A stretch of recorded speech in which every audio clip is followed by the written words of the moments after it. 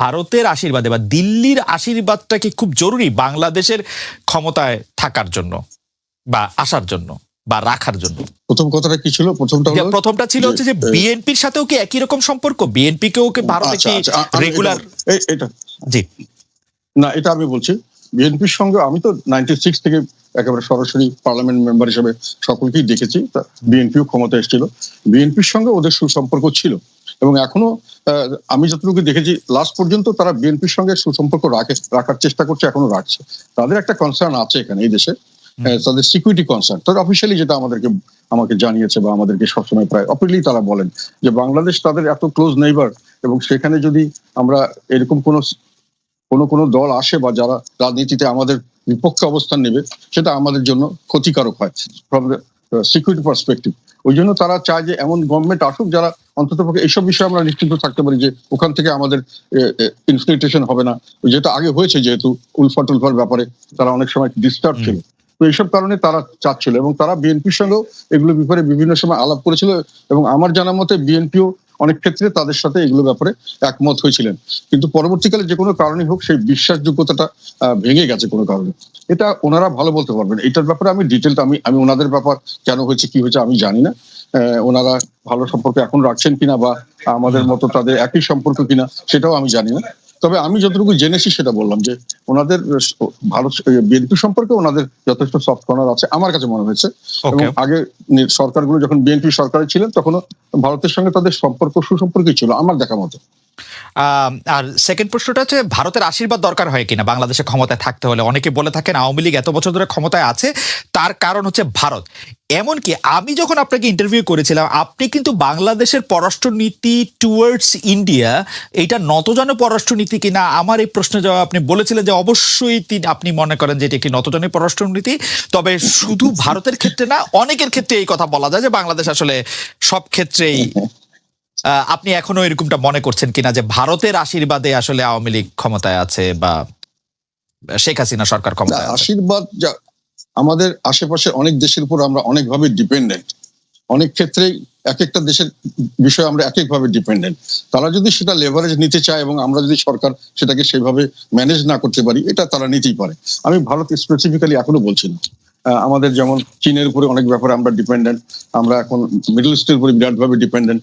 ওরা বিভিন্ন সময় বিভিন্ন বিষয় যদি তারা ইনফ্লুয়েন্স করতে চায় এটা ইনফ্লুয়েন্স করার সুযোগ আছে। আমাদের ইকোনমি অনেক ক্ষেত্রে আমেরিকার উপরে অনেক ক্ষেত্রে ডিপেন্ডেন্ট, ইউরোপিয়ান ইউনিয়নের উপর ডিপেন্ডেন্ট।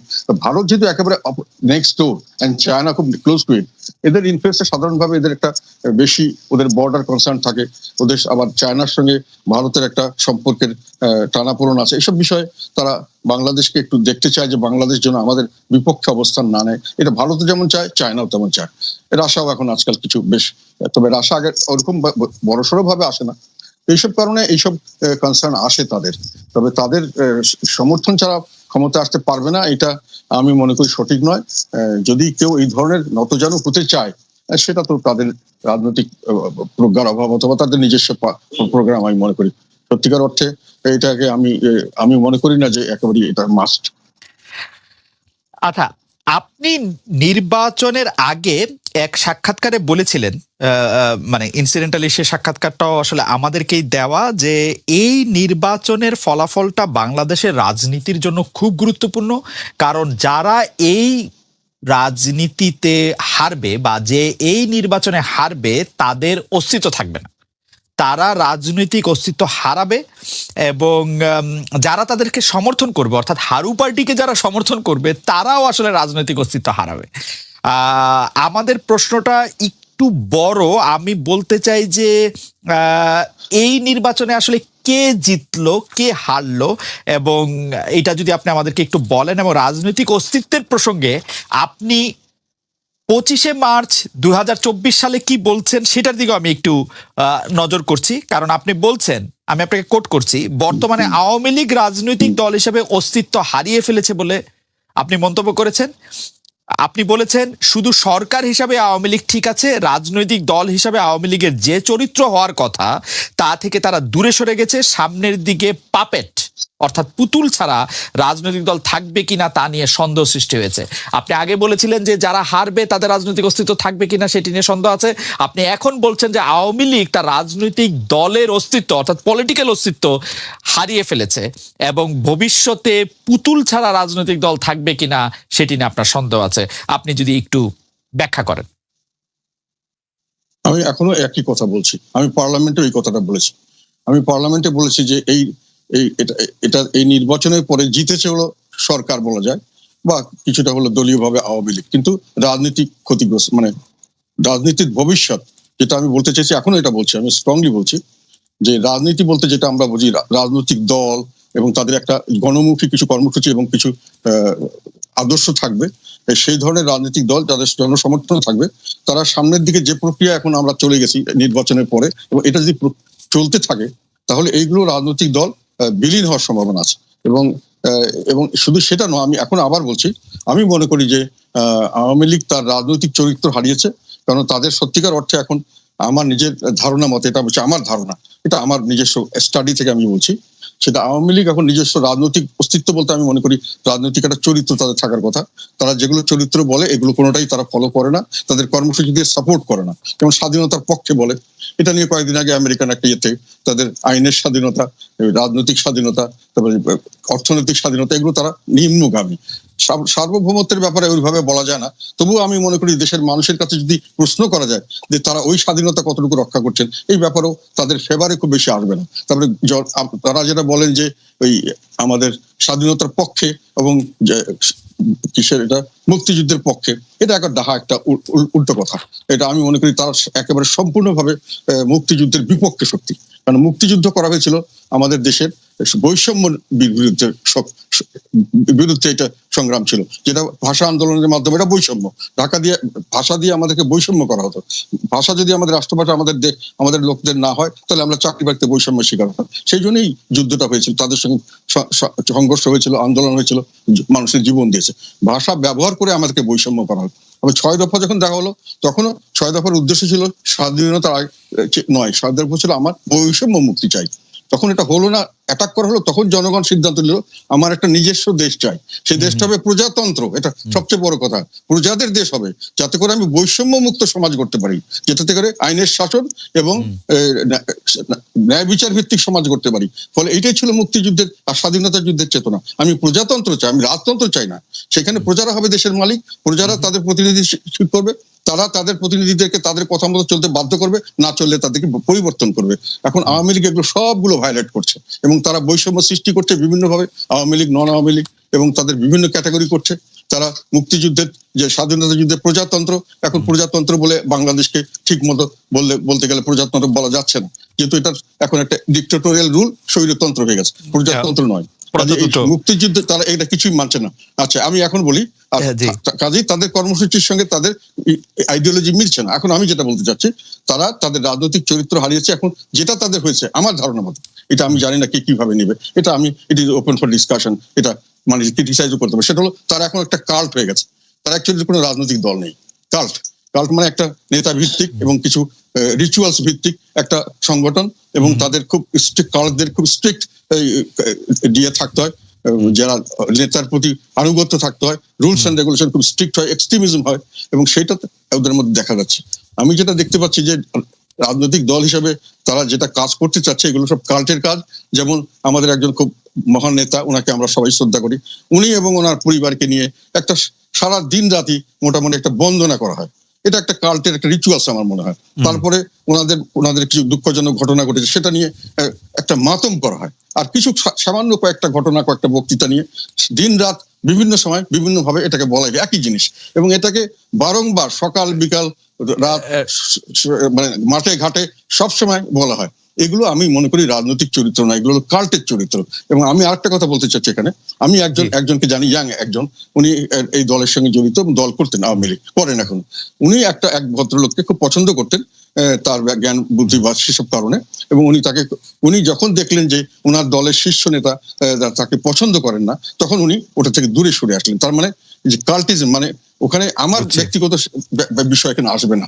তো ফলে এখন যেটা আমি বলতে চাচ্ছি যে রাজনৈতিক বৈশিষ্ট্য থাকছে না, এটা একটা মেশিন হয়ে যাচ্ছে, একটা শাসন যন্ত্র, এবং সেখানে সমস্ত প্রশাসন, সমস্ত বাহিনী নিয়ে একটা শাসন কার্য চলবে, ওই রাজনীতি চলছে। আর একটা কথা বলি, যেখানে রাজনীতি বলতে বোঝা যাচ্ছে প্রজাতন্ত্রের রাজনীতি, সেখানে জনগণের পার্টিসিপেশন ছাড়া সরকারি রাজনীতি মানে যেখানে সরকারি কাজকর্ম বা সরকার পরিচালনা, রাজার কাজ করা, সেটা প্রজারা করবে। সেটা যখন প্রজারা সেখানে থেকে দূরে সরে যায়, রাজনীতিকরণ হয়, যেটা আওয়ামী লীগ করছে। ভোটের সময় তাদেরকে আসতে দিচ্ছে না, তাদের কোনোখানে জনগণের কথা শোনা হচ্ছে না, তাদেরকে কথা বলতে দেওয়া হচ্ছে না। এটা তাদের বিরাজনীতিকরণটা, এটাই হলো আমি মনে করি স্বাধীনতার চেতনার সবচেয়ে বড় বিরুদ্ধে সবচেয়ে বড় অবস্থা। স্বাধীনতা ছিল, সেটা আপনি খুবই প্রাঞ্জল ভাষায় আমি একটা প্রশ্ন করতে চাই যে ভারত যে আওয়ামী লীগের সাথে কথা বলে বা জাতীয় পার্টির সাথে সুসম্পর্ক রাখতে চায়, আওয়ামী লীগের সাথে সম্পর্ক রাখতে চায়, ভারত এইখানে pick and choose Awami League এবং জাতীয় পার্টিকেই কেন করে? মানে বিএনপির সাথেও কি এরকম তারা সুসম্পর্ক রাখতে চায় বা তারা এরকম করে পরামর্শ উপদেশ দেয়? মানে আপনার কি মনে হয় যে ভারতের আওয়ামী লীগ এবং জাতীয় পার্টির সাথে বেশি ভালো সম্পর্কের ইয়েটা কি? বিএনপির রাজনীতিটা, আপনি যে বিষয়টা নিয়ে আসছেন, বিএনপির রাজনীতির কাছে এটা খুব গুরুত্বপূর্ণ বিষয় নয়। আমরা সবসময় যে কথাটা বলে এসেছি, এই মুহূর্তে আমাদের কাছে সবচেয়ে বড় যে ক্রাইসিস, সংকট হচ্ছে বাংলাদেশে গণতন্ত্র নেই, বাংলাদেশের ভোটাধিকার কেড়ে নেওয়া হয়েছে, বাংলাদেশের মানুষের যে কথা বলার স্বাধীনতা তা কেড়ে নেওয়া হয়েছে, বাংলাদেশের সংবাদপত্রের স্বাধীনতাকে কেড়ে নেওয়া হচ্ছে, বাংলাদেশে যে মৌলিক যে অধিকারগুলো, সেই অধিকারগুলো থেকে মানুষ বঞ্চিত হচ্ছে, মানবাধিকার লঙ্ঘন হচ্ছে চরম ভাবে, এবং মানুষ ভোটের অধিকার সম্পূর্ণভাবে হারিয়ে ফেলেছে। সেই ক্ষেত্রে আমরা যদি আপনার ওই পুরনো বিষয়গুলো নিয়ে আলোচনা শুরু করি, তাহলে একটা শঙ্কা থেকে যায় যে মূল জায়গাটা থেকে আমরা দূরে সরে যাব, ডাইভার্সন হয়ে যাবে। সেই বিষয়গুলো নিয়ে আমি আজকে আপনার সঙ্গে কথা বলতে চাই না। আপনি যদি কন্টেম্পোরারি সমস্যাগুলো নিয়ে কথা বলেন, তাহলে আমি অত্যন্ত খুশি হব আপনার সঙ্গে কথা বলতে। ওকে, আচ্ছা ঠিক আছে। আমরা আসলে বিএনপি এবং আপনার রাজনীতি নিয়ে কথা বলতে গেলে প্রথমে যে বিষয়টি আমাদের ধারাবাহিকভাবে আমাদের মাথায় আসে সেটি হচ্ছে 2018 সালের নির্বাচনে ডক্টর কামাল হোসেন, আসম আব্দুর রব, মাহমুদুর রহমান মান্নার সঙ্গে জোট করেছিল বিএনপি। বলা হচ্ছে যে অবহেলা করা হয়েছিল 20 দলকে। রাজনৈতিক সিদ্ধান্ত হিসেবে আপনি এটিকে ভুল মনে করেন কিনা? যদি ভুল হয় তাহলে এর দায়িত্ব আসলে কার? এই বিষয়টা এখন অনেক পুরনো বিষয়, এই আলোচনার মধ্যে আসাটাকে আমি খুব আপনার সমীচীন মনে করি না। কারণ এখন অনেক চড়াই উতরাই পার হয়েছে, অনেক ঢেউ পার হয়েছে, অনেক পানি গড়িয়েছে। এখন রাজনীতি সম্পূর্ণ নতুন প্রেক্ষাপট। এই নতুন প্রেক্ষাপটে আপনি নিশ্চয়ই লক্ষ্য করেছেন যে আমরা যে ডাকটা দিয়েছি, সেই ডাকটা হচ্ছে আমরা এই কর্তৃত্ববাদী ফ্যাসিবাদী সরকারের বিরুদ্ধে একটা জাতীয় ঐক্যের কথা বলেছি, এবং সেটা আমরা যুগপৎ আন্দোলনের মাধ্যমে সেই আন্দোলন শুরু করার কথা বলেছি। ইতিমধ্যে আপনি নিশ্চয়ই বাংলাদেশের রাজনীতি যদি লক্ষ্য করে থাকেন, তাহলে দেখবেন যে আমরা ইতিমধ্যেই প্রায় 25টা দলের সঙ্গে কথা বলেছি। তার মধ্যে বাম আছে, ডান আছে, 20 দল ছিল, তারাও ছিলেন, সবাই ছিলেন। এবং তাদের সঙ্গে আমাদের যে আলোচনাটা প্রাথমিক পর্যায়ে শেষ হয়ে গেছে, সেটা হচ্ছে যে আমরা সবাই একমত হয়েছি যে আমরা যুগপৎ আন্দোলন করব। তো সেই ক্ষেত্রে এই বিষয়টা এখন একটা অতীত চারিতা হয়ে যাবে। আমি মনে করি বর্তমান রাজনৈতিক প্রেক্ষিতে এটা খুব বেশি গুরুত্বপূর্ণ নয়। আচ্ছা ঠিক আছে, তাহলে আমরা একটু বর্তমানে ফিরে আসি। আমরা কি একটু আপনার কাছে জানতে চাইতে পারি যে জামায়াতে ইসলামীর সঙ্গে বিএনপির বর্তমান সম্পর্ক কি? আপনার নিশ্চয়ই মনে আছে যে দৈনিক মানবজমিন পত্রিকায় বলা হয়েছিল যে জামায়াত বিএনপির সাথে সম্পর্ক ছিন্ন করেছে। পরে আবার তারা বলেছে যে না, এরকম কোনো সিদ্ধান্ত নেওয়া হয় নাই। বিএনপির কি এই ব্যাপারে কোনো সিদ্ধান্ত আছে জামায়াতে ইসলামী সম্পর্কে একসাথে চলা না চলা? আপনারা গত 4 বছর ধরে নিশ্চয়ই লক্ষ্য করেছেন যে আমরা গত 4 বছর শুধু নয়, তারও আগে থেকে, ইনফ্যাক্ট আপনার 2015 সাল থেকেই আমরা কিন্তু আপনার আমাদের যে 20 দলীয় জোটের যে অ্যাক্টিভিটিস, সেটা প্রায় বন্ধই ছিল আর কি। আমরা আপনার নিজেরাই গত 4 বছর ধরে বিএনপির আমাদের তরফ থেকেই, দলের পক্ষ থেকেই আমরা আমাদের নিজেদের কর্মসূচি পালন করছি, এবং সেই বিষয়গুলো নিয়ে আমরা কাজ করছি। আপনারা নিশ্চয়ই লক্ষ্য করেছেন যে এখন যেটা আমরা করছি, এই কাটার মধ্যে আমরা যে সমস্ত দলগুলোর সাথে কথা বলেছি, সেই সবগুলোর কথা আপনারা সবাই জানেন, আমরা সেইভাবে কাজ করছি। আমাদের তো এখন আমরা জোটের কথাটা আমরা এখন বলছি না, এবং জোটের কথা সামনে আসছেও না। আমরা বিএনপি এই আন্দোলন করছি, তার সঙ্গে আমরা আহ্বান জানিয়েছি জাতীয় ঐক্যের। প্রত্যেকটি দল তাদের নিজের নিজের অবস্থান থেকে তাদের আপনার যে আমাদের যে বক্তব্য, আমরা যদি একমত হই, তাহলে সেই বক্তব্যগুলোর সামনে নিয়ে আন্দোলনে যাবেন, এবং রাজপথেই আন্দোলনের ধারার মধ্য দিয়েই আপনার এই সিদ্ধান্তটা হবে যে আমরা ভবিষ্যতে জোট করব কি করব না, বা আমরা একসাথে যাব কি যাব না। সুতরাং এখন ওই জামাত প্রসঙ্গটা একদম একেবারে অপ্রাসঙ্গিক এখন এই মুহূর্তে। জি, জনাব মির্জা ফখরুল ইসলামকে আমরা যে আপনি যে 25টি রাজনৈতিক দলের সঙ্গে কথা বলেছেন তার মধ্যে কি জামায়াতে ইসলামীর সঙ্গে তার আপনি আলাদা করে কথা বলেন নাই, সেটা কি এই কারণে যে এটি এখন প্রাসঙ্গিক না, নাকি এটি কোনো বার্তা আসলে দিচ্ছে যে আপনারা? না, আমরা আপনার যে সমস্ত দলগুলোর সঙ্গে প্রকাশ্যে কথা বলেছি সেই দলগুলোর খবর আপনারা সবাই জানেন, রাইট। এবং সেই দলগুলোর সঙ্গে আমরা কথা বলেছি। আমরা জামাতের সঙ্গে প্রকাশ্যে কোনো রাজনৈতিক কোনো আলোচনা করি, কোনো সংলাপ করি।